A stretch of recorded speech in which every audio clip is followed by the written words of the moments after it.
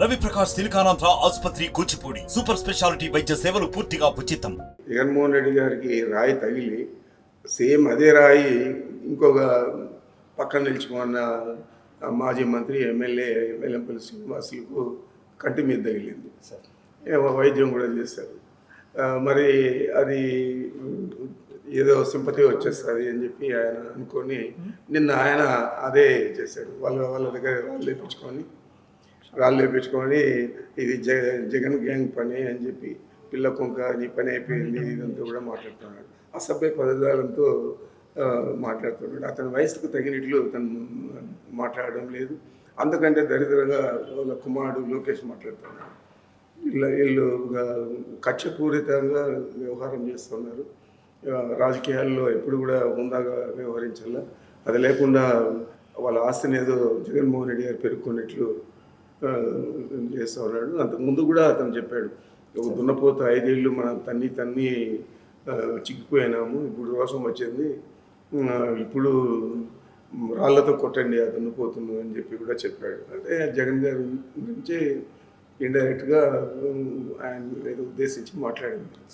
ఇలాంటి వ్యాఖ్యలన్నీ జనరల్గా తెలుగుదేశం పార్టీలో కూడా వాళ్ళు ఉన్న క్యాడర్కు కొద్దిగా ఇలాంటి పని చేస్తే మా నాయకుడు మెప్పు పొందొచ్చు అని జనరల్గా అనుకుంటారు. ఆ విధంగానే మొన్న దాడి జరిగిండొచ్చు. నిన్న దాని మీద ఏదో సింపతి వచ్చేస్తూ ఉంది జగన్మోహన్ రెడ్డి గారికి. రాష్ట్ర వ్యాప్తంగా అందరూ కూడా ఆయనకు ఖండించారు. నా మీద కూడా ఏమీ లేదని చెప్పి వాళ్ళే వేసుకొని వాళ్ళే మాట్లాడారు. ఇది ఈ నటన తిరుపతి పార్లమెంటు బై ఎలక్షన్లో కూడా చేశాడు కర్ణాల విధిలో. నిన్న కూడా చెప్పాను మీకు. మరి ఇది నటన తప్పితే వేరే లేదు. సింపతి వస్తుందని మనం చూసాము. 2004లో బాంబు దాడి జరిగిన తర్వాత 20 అడుగులు ఎత్తుబడి కింద పడితే సింపతి వచ్చేస్తుందని చెప్పి ముందే ఎన్నికలకు పోయాడు. మరి సింపతి అనేది రాదు, మనం చేసే పని మీద ఆధారపడి ఉంటుంది.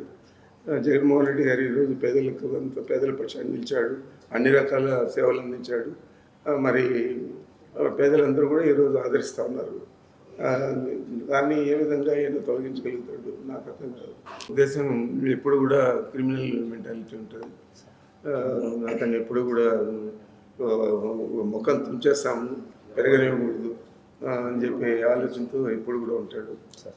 ఆ విధంగానే ఈరోజు ఆయన ఉద్దేశం ఈ రాష్ట్ర ప్రజలకంతా కూడా తెలిసింది.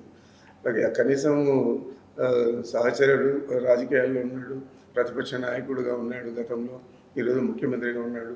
మరి ఇలాంటి వ్యక్తికి తగిలినందుకు ఇంకెవరైనా హుందాగా వ్యవహరించే మాజీ ముఖ్యమంత్రి, ప్రతిపక్ష నాయకుడిగా ఉన్న వ్యక్తి పోయి పలకరించి చూసి వచ్చుండొచ్చు. దానికి బదులు ఆయన కూడా రాళ్ళు వేసుకున్నట్లు నటించి ఈరోజు ప్రజల సింపతి పొందాలని చూస్తూ ఉన్నాడు. ఇంత నీచమైన రాజకీయాలు తెలుగుదేశం పార్టీకే సరిపోతారు తప్ప ఎవరు కూడా దీన్ని హర్షించరు. మరిన్ని వీడియోస్ కోసం ఛానల్ ని సబ్స్క్రైబ్ చేయండి. లేటెస్ట్ అప్డేట్స్ కోసం వాట్సాప్ ఛానల్ ని ఫాలో చేయండి. అండ్ లింక్ డిస్క్రిప్షన్ లో ఉంది.